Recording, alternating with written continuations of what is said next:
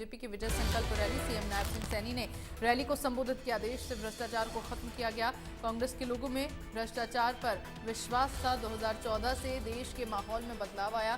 CM Nayab Singh Saini ने विपक्ष पर निशाना साधा और कहा कि घमंडिया गठबंधन पर किसी को विश्वास नहीं है। कांग्रेस ने देश को लूटने का काम किया।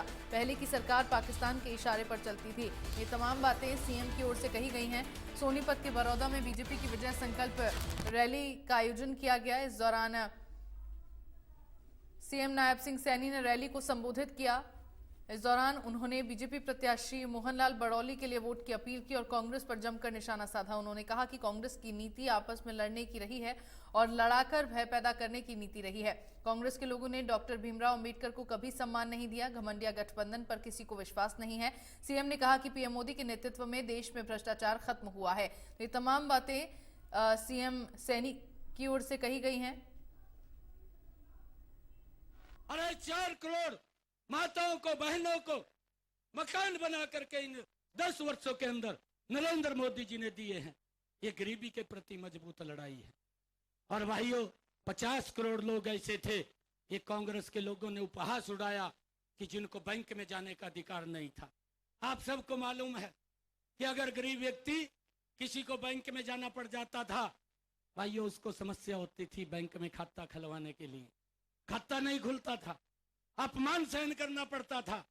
नरेंद्र मोदी जी ने कहा कि किसी गरीब को चिंता नहीं है, जीरो बैलेंस के ऊपर जा करके खाता खुलवा सकता है। 50 करोड़ लोगों के जनधन खाते खोलने का काम, सम्मान देने का काम इन 10 वर्षों में गरीब व्यक्ति को नरेंद्र मोदी जी ने दिया है। इस बात को हमने समझना चाहिए कि सरकार गरीबी के प्रति मजबूत लड़ाई लड़ रही है।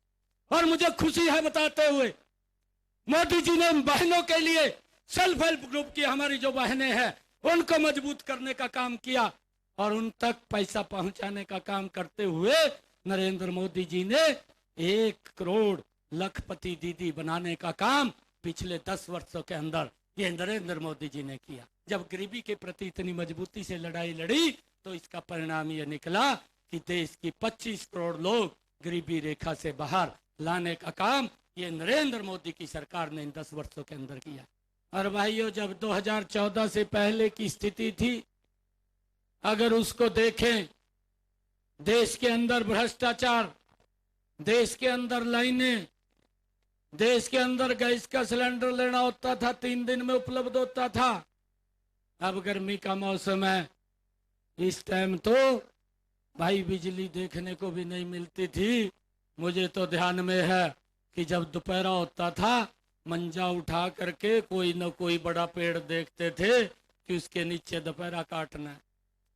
यह हालात कांग्रेस के समय में थी और कांग्रेस के लोगों ने भाइयों भ्रष्टाचार के अंदर तो विश्वास था, परंतु विकास के अंदर विश्वास नहीं था। 2014 में मैं देख रहा था, भारतीय जनता पार्टी एनडीए भाइयों 543 सीटों के ऊपर चुनाव लड़ा। कांग्रेस पार्टी 464 सीटों पे चुनाव लड़ी। जब 2019 का चुनाव आया, भारतीय जनता पार्टी आप सबके आशीर्वाद से 543 सीटों पे चुनाव लड़ी। कांग्रेस पार्टी भाइयों 421 सीटों पे चुनाव लड़ी। और मुझे खुशी है, देश ने भारतीय जनता पार्टी को 2014 में 282 सीटें दी, एनडीए को 325 दी। जब 2019 का चुनाव आया तो भारतीय जनता पार्टी को 5 साल के बाद आप लोगों ने 303 सीटें दी और एनडीए को 353 सीटें देने का काम किया है। और भाइयों, आज मैं देखता हूं, आज 2024, आज कांग्रेस मात्र 272 सीटों पे चुनाव लड़ रही है और सरकार बनाने का दम भर रही है। भाइयों, कैसे 272 सीटों पे सरकार बना सकती है? 272 सीटें तो चाहिए जीतने के लिए, सरकार बनाने के लिए, तब जा करके वो सरकार बनती है।